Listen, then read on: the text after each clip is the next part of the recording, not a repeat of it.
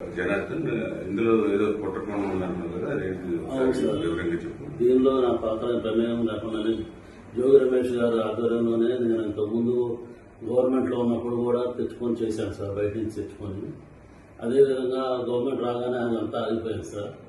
మళ్ళీ మొన్న TDP government రాగానే అది ఆగిపోయింది సార్. అసలు ఏం చేయడం లేకుండా బాగా స్ట్రిక్ట్ అయిపోయేటప్పటికి ఇక నేను కూడా ఆగిపోయాను సార్ మొత్తం. ఆ తర్వాత మన ఏప్రిల్లో 2025 ఆ టైంలో మళ్ళీ జోగి రమేష్ గారు నేను కాంటాక్ట్ చేసి మాట్లాడదామంటే నేను వాళ్ళ తమ్ముడు ద్వారా మాట్లాడాను సార్. టీడీపీ గవర్నమెంట్ మీద ఏదో రకంగా మనం బదులు చల్లాలి, వాళ్ళు బ్యాడ్ చేయాలి, మనకి అప్పుడు మైలేజ్ ఎక్కువ ఉంటుంది అని నువ్వు ఇంతకుముందు చేసేవాడు కదా, చేశారు కదా, వాళ్ళందరినీ మళ్ళీ పిలిచి లేలో పెట్టాను సార్.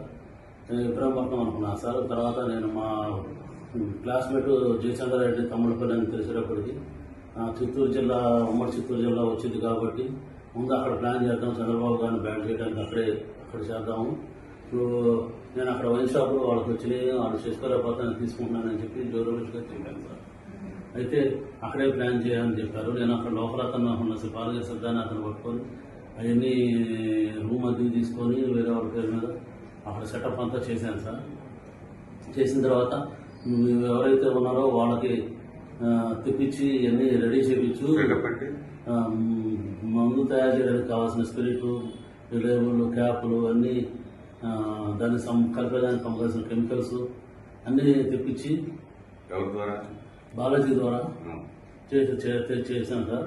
అది ఎప్పటికప్పుడు 1 నెల 2 నెలల్లో ఇది ఇలా అంతా రెడీ చేసి పెట్టండి. రెడీ చేసి ఎప్పుడైతే పెడతారో అప్పుడు మొత్తం ఎక్కువగా ఉన్నప్పుడు మీరు ఎవరు లేని సమయం చూసి దాన్ని గవర్నమెంట్ మీద బొజ్జాలి, నీకు ఏం కాదు, నీకు ఏమైనా ఇబ్బంది అయినా నేను చూసుకుంటాము. నేను బాగా ఆర్థిక ఇబ్బందుల్లో ఉన్నానండి.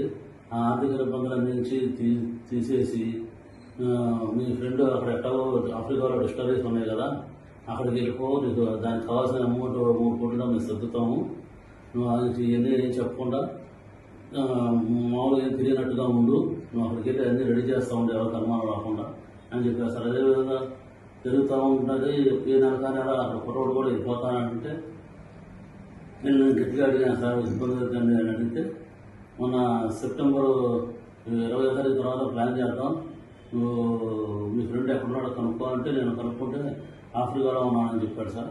అయితే నువ్వు కూడా ఆఫ్రికా వెళ్ళిపో, అతనితో టచ్లో ఉండు, నేను పెట్టుబడి పెడతానని చెప్పి కమిట్మెంట్ తీసుకో, మీకు ఇబ్బంది లేకుండా ఉంటుంది, మేము ఇక్కడ అడ్జస్ట్మెంట్ చేస్తాం, అమౌంట్ అంతా మీ బ్రదర్కి చేస్తాం, మీకు ఎటువంటి పరిస్థితులు ఏమీ ఇబ్బంది లేకుండా మేము చూసుకుంటాము, ఎట్లాగో ఇబ్బందులు పడ్డావు కదా, మీకు ఎందుకంటే ఇబ్బంది ఏం పడతావు, దాన్ని వెళ్ళిపో, అక్కడైతే నీకు అన్ని రకాలుగా ప్లస్ అయితే నీకు బాగుంటుంది. మాకు కూడా ఇక్కడ గవర్నమెంట్ మీద తప్పుడు ఆరోపణలు చేస్తే మాకు కూడా కలిసి వచ్చింది, మాకు కూడా మా వైసీపీ గవర్నమెంట్ కూడా కలిసి వచ్చింది అని కొన్ని రకాలు భయపెట్టి కొంచెం డబ్బు ఆశ చూపి అన్ని రకాలుగా చేశారు సార్ నన్ను.